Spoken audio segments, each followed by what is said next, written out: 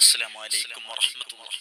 പ്രിയപ്പെട്ട സഹോദരങ്ങളെ, ഇന്ന് സോഷ്യൽ മീഡിയയിലൂടെ മുഴുവനായി ചർച്ച ചെയ്യപ്പെടുന്ന ഏറ്റവും വലിയ വിഷയം, കഴിഞ്ഞ ദിവസം മരണപ്പെട്ട മടവൂർ കാഫില എന്ന പേരിൽ തട്ടിപ്പ് നടത്തുന്ന, കള്ളപ്രചരണങ്ങൾ നടത്തുന്ന മഹാനായ ശൈഖുന സിഎം വലിയുള്ളാഹിയുടെ കറാമത്തുകൾ സോഷ്യൽ മീഡിയയിലിട്ട് മറ്റുള്ളവരെ തെറ്റിദ്ധരിപ്പിക്കുന്നു. പ്രസവത്തിൽ യുവതി മരിച്ച കേസിൽ പ്രതി സിറാജുദ്ദീൻ വീട്ടുപ്രസവങ്ങളെ പ്രോത്സാഹിപ്പിക്കുന്ന പ്രഭാഷണങ്ങളുടെ സ്ഥിരം കേൾവിക്കാനായിരുന്നു സിറാജുദ്ദീൻ സുഹൃത്ത് നൌഷാദ് അഫ്സാനി. ഭാര്യയുടെ പ്രസവം വീട്ടിൽ വെച്ചാക്കണമെന്ന് നിർബന്ധം പിടിക്കരുതെന്ന് സിറാജുദ്ദീനോട് സുഹൃത്ത് എന്ന നിലയിൽ പലതവണ പറഞ്ഞിരുന്നുവെന്നും അദ്ദേഹം അതിന് കൂട്ടാക്കിയില്ലെന്നും നൌഷാദ് ഏഷ്യാനെറ്റ് ന്യൂസ്. സിറാജുദ്ദീന്റെ ചില തെറ്റായ ധാരണകളും അന്ധവിശ്വാസങ്ങളുമാണ് ഈ മരണത്തിലേക്ക് നയിച്ചത്. സിറാജുദ്ദീന്റെ അടുത്ത സുഹൃത്തായ നൌഷാദ് അസാനിയാണ് ഇപ്പോൾ ഏഷ്യാനെറ്റ് ന്യൂസ് ചെയ്യുന്നത്. ശ്രീ നൌഷാദ് അസാനി, സിറാജുദ്ദീൻ ഭാര്യ ഇങ്ങനെ വീട്ടുപ്രസവത്തിന് ഒരുങ്ങുന്നു എന്ന ഒരു കാര്യം നിങ്ങൾക്ക് അറിയാമല്ലോ. അപ്പോൾ നിങ്ങൾക്ക് അതിനോടുള്ള ഒരു പ്രതികരണം എങ്ങനെയായിരുന്നു? വീട്ടിൽ നിന്ന് പ്രസവിക്കണം എന്ന് പറയുന്ന ആളുകളായിട്ട് അഭേദ്യമായി ബന്ധമുള്ളതായിരുന്നു. അയാളുടെ പ്രശ്നങ്ങൾ ശ്രദ്ധിക്കുകയും ഉപദേശങ്ങൾ സ്വീകരിക്കുകയോ ചെയ്ത ആളായിരുന്നു. അവരൊക്കെ പറയുന്നത് എന്തിനാണ് ഹോസ്പിറ്റലിൽ പോകുന്നത്, വീട്ടിൽ തന്നെ പ്രസവിച്ചാൽ മതിയല്ലോ, ആന പ്രസവിക്കുന്നുണ്ടല്ലോ, അല്ലെങ്കിൽ ഇതുപോലെയുള്ള സംഭവങ്ങളൊക്കെ ആളുകൾക്ക് ആ രൂപത്തിൽ വീട്ടിൽ തന്നെ പ്രസവിക്കാനുള്ള പ്രചോദനം നൽകുന്ന വാക്കുകളാണ് അവർ പറഞ്ഞുകൊണ്ടിരിക്കുന്നത്. ഭാര്യ ഗർഭം ധരിച്ചു എന്ന വിവരം ഞങ്ങൾ അറിയിക്കുമ്പോൾ തന്നെ ഞങ്ങൾ പറഞ്ഞിട്ടുണ്ട്, തീർച്ചയായും ഇതിന് വേണ്ട സ്കാനിങ്ങും അതേപോലെ ഡോക്ടറുടെ നിർദ്ദേശം അനുസരിച്ച് മുന്നോട്ട് പോകണം. പക്ഷേ അദ്ദേഹം നമ്മൾ അറിയിച്ചത് ഭാര്യയ്ക്ക് അത് ഇഷ്ടമല്ലാണ്. കഴിഞ്ഞ 2 പ്രസവവും വളരെ സന്തോഷമായി കഴിഞ്ഞതുകൊണ്ട് തന്നെ അത് വീട്ടിൽ പ്രസവിക്കാനാണ് ഭാര്യയ്ക്ക് താല്പര്യമെന്ന് അറിയിക്കുകയാണ് ചെയ്തത്. പ്രസവം നടക്കുന്ന ദിവസം അദ്ദേഹം നിങ്ങളെ ബന്ധപ്പെടുക മറ്റോ ചെയ്തിരുന്നു? അദ്ദേഹത്തിന്റെ സുഹൃത്ത് വിളിച്ചിരുന്നു. അത് ഞാൻ അദ്ദേഹത്തോട് പറഞ്ഞത് ഞങ്ങൾ വിളിക്കേണ്ടില്ല, ഒരു വിഷയമല്ല, ഹോസ്പിറ്റലിൽ കൊണ്ടുപോകും മാത്രമേ പറഞ്ഞിട്ടുള്ളൂ. ഇതാണ് നൌഷാദ് അസാനിക്ക് പറയാനായിട്ടുള്ളത്. ആ സാധുവിനെ എല്ലാ കുടിക്കലും കൊണ്ടേ കുടുക്കിയിട്ട് അവസാനം ഇപ്പം കൈ ഒഴി നോക്കാൻ നിങ്ങള് ഇങ്ങനെ വേണ്ടിയിരുന്നില്ല കേട്ടോ. ഇപ്പൊ ഇനി കുടുക്കല് കണ്ടങ്ങള് കണ്ടോളി.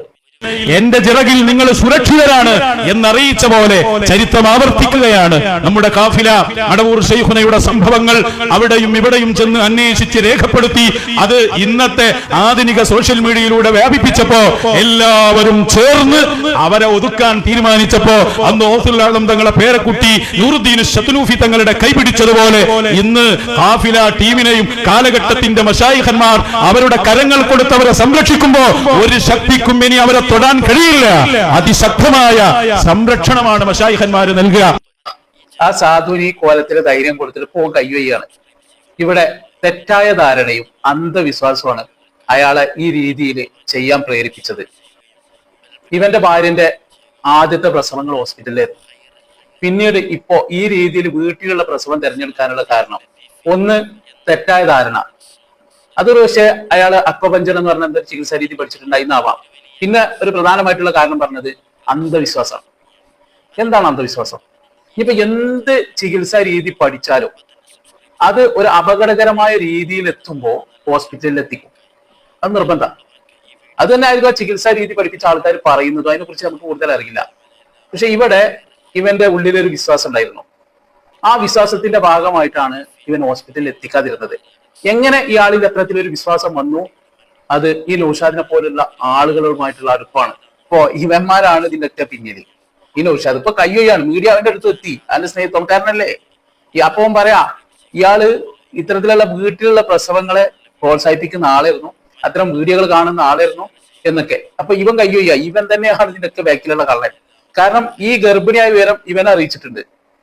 പക്ഷെ ആ നാട്ടിലുള്ള അയൽവാസികളോ അല്ലെങ്കിൽ അവിടുത്തെ ഹെൽത്തിന്റെ പ്രവർത്തകരൊന്നും അറിയിച്ചിട്ടില്ല. അവരോടെന്താ പറഞ്ഞത്? ഗർഭിണിയല്ല.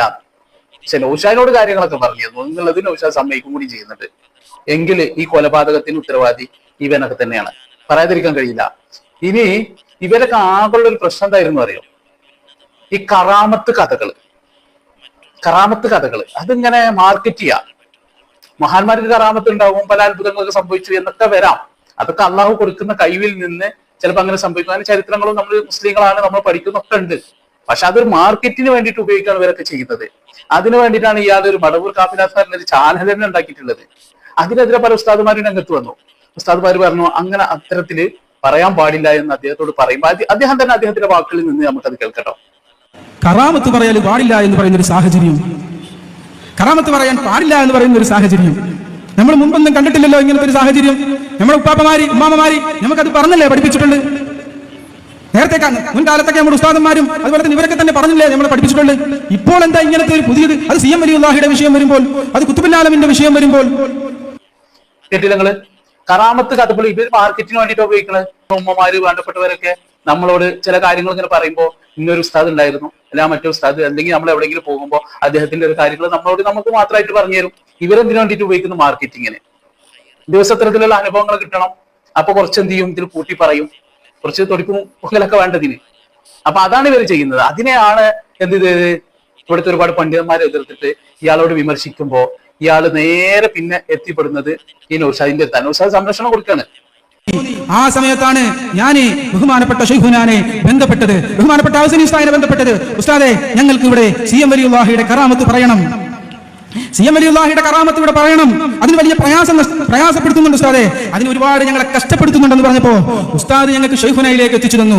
എന്നാൽ സംഘടനയിൽ നിൽക്കുന്ന സമയത്ത് ഞാനും സംഘടനാ പാവപ്പെട്ട നിഷ്കളങ്കരായ സംഘടനാ പ്രവർത്തകര്, അവർ പാവങ്ങളാണ്, സാധുക്കളാണ്. ഒരു കാലത്തിൽ എനിക്കും അറിയാം, ഒരു കാലത്ത് ഞാനും ശൈഖുനാക്കെതിരെ ചീത്ത പറയുകയും ശൈഖുനാക്കെതിരെ പറയുകയും അന്നത്തെ കാലത്ത് ശൈഖുനായുടെ പേര് പോലും അറിയില്ല, ഒന്നും അറിയാത്ത ഒരു കാലത്ത് ഞാനും ചീത്ത വിളിക്കുകയും ചീത്ത പറയുകയും ഒക്കെ ചെയ്തൊരു സാഹചര്യമുണ്ട്. അള്ളാഹു പുറത്തു തരട്ടെ. പക്ഷേ CM വലിയുള്ളാഹി ആ ഹക്കായ വഴിയിലേക്ക്, ആ ഹക്കായ മാർഗത്തിലേക്ക് ഞങ്ങളെ എത്തിച്ചു തന്നു. അത് ഉസ്താദിനോട് ബന്ധപ്പെട്ടപ്പോൾ ഉസ്താദാണ് എനിക്ക് ആ വഴിയിലേക്ക് ബന്ധപ്പെടുത്തി തന്നത്. ഈ ഹസീൻ ഉസ്താദ് എന്ന് പറയുന്ന ആളാരെ അറിയാം? ഈ നൗഷാദാ. ഈ നൗഷാദ് ബന്ധപ്പെടുത്തിയതാണ് ഈ മടവൂർ കാഫിലക്കാരനെ, ഇവരെ ഷെയ്ഖുനാനെ. ഇവരെ ഷെയ്ഖുനാണ് ഞാൻ കഴിഞ്ഞൊരു വീഡിയോയിൽ റാഫിദ് എന്ന് പറഞ്ഞ ഒരാളെ കാണിച്ചിരുന്നു. അത് ഇയാള്.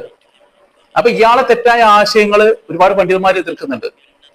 ഇയാളെ തെറ്റായ ആശയങ്ങൾ ഇയാൾ പറയുന്നത് ശരിയല്ല എന്ന് പറഞ്ഞിട്ട്. അപ്പോ അന്ന് അയാൾക്കെതിരെ ഒരുപാട് ആൾക്കാർ സംസാരിക്കാറുണ്ട്, പണ്ഡിതന്മാര്. മുമ്പ് കാലത്ത് ഇയാളും സംസാരിച്ചു കൊടുത്തിട്ട് അയാൾക്കെതിരെ. അതാണ് ഇപ്പൊ അയാൾ പറയുന്നത്.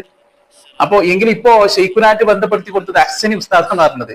ആ ഹസനി ഉസ്താദാണ് സാധു ഇതിനൊപ്പം കണ്ട് കയ്യൊഴിഞ്ഞിരിക്കുന്നത്. നോക്കണം, ഇങ്ങനെ ഒരു ദ്രോഹം വേണ്ടിയില്ല. എന്തായാലും നൗഷാദിന് ഓന്റെ തടി സലാമത്താക്കണം. അതിനു വേണ്ടിയിട്ടുള്ള നാടകമാണ് എന്നുള്ളതാണ് നമുക്ക് ഏവർക്കും മനസ്സിലാവുക. ഇതിലൂടെ നല്ല രീതിയിൽ, കൃത്യമായ രീതിയിൽ സത്യാവസ്ഥ മനസ്സിലാക്കാൻ കഴിഞ്ഞു. ഇങ്ങനെയുള്ള ഇനിയുള്ള വീഡിയോകൾക്കായി ഇപ്പൊ തന്നെ ഈ ചാനൽ സബ്സ്ക്രൈബ് ചെയ്യുക.